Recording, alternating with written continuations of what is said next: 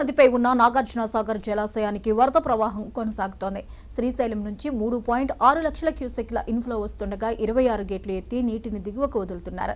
Spillway ద్వారా 3.13 లక్షల క్యూసెక్లు, విద్యుత్ ఉత్పత్తి కెనాల్స్ ద్వారా 49,000 క్యూసెక్లు విడుదల చేస్తున్నారు.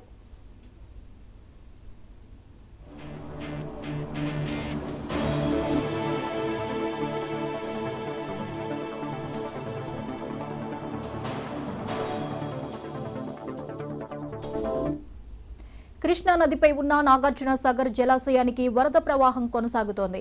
శ్రీశైలం నుంచి 3.6 లక్షల క్యూసెక్ల ఇన్ఫ్లో వస్తుండగా 26 గేట్లు ఎత్తి నీటిని దిగువకు వదులుతున్నారు.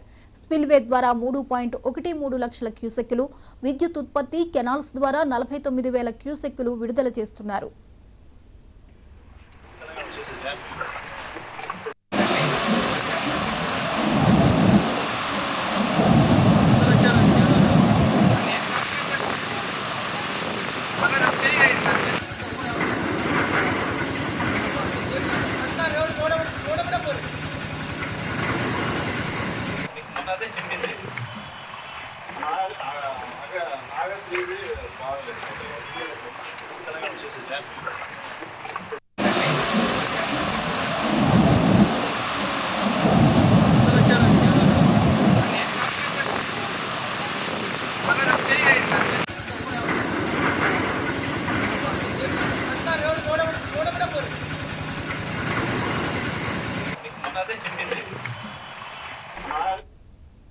ఈ అంశంపై మరిన్ని అప్డేట్స్ ని మా ప్రతినిధి రామకృష్ణ అందిస్తారు. రామకృష్ణ, నాగార్జున సాగర్ జలాశయానికి వరద ప్రవాహం అయితే కొనసాగుతోంది. ఇప్పటికే అన్ని గేట్లు ఎత్తివేసినటువంటి పరిస్థితి, వివరాలేంటి?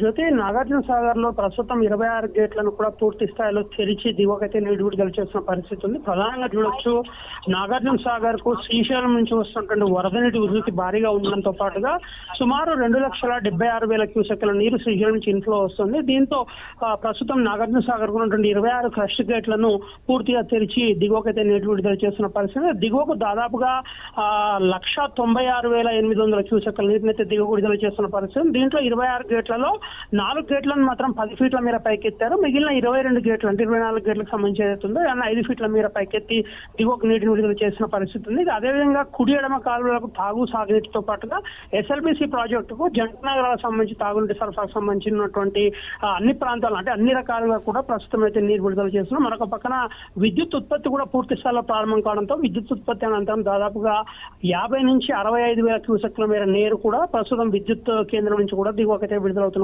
పరిస్థితి. మొత్తంగా ఎగువ ప్రాంతం నుంచి వస్తున్నటువంటి ఇన్ఫ్లో నిన్నమన్నట్టు కన్నా కొంత తగ్గినప్పటికీ ఇన్ఫ్లో మాత్రం ఇంకా పూర్తి స్థాయిలో అంటే కొనసాగుతున్న నేపథ్యంలో మరొక 2-3 రోజుల పాటు ఇన్ఫ్లో కొనసాగే అవకాశం ఉందని కూడా అధికారులు అంచనా వేస్తున్నారు.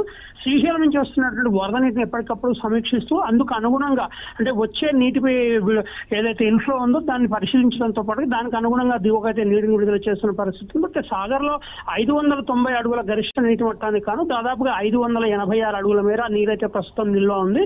312 టీఎంసీల కెపాసిటీగా నాగార్జున సాగర్ రిజర్వాయర్ ఉండగా దాదాపు 297 టీఎంసీల నీరు ప్రస్తుతం సాగర్ రిజర్వాయర్ ఉన్నటువంటి పరిస్థితి ఉంది.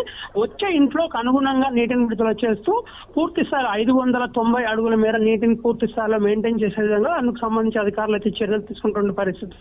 ఈ కంటిన్యూ అవుతున్న నేపథ్యంలో మరొక 5-6 రోజుల పాటు గేట్లు అయితే తెరిచి ఉంచే అవకాశం ఉందని నాగార్జున సాగర్ డ్యామ్ అధికారులు అయితే విశ్లేషిస్తున్న పరిస్థితి కనిపిస్తుంది. జ్యోతి, రైట్, థ్యాంక్ యూ రామకృష్ణ.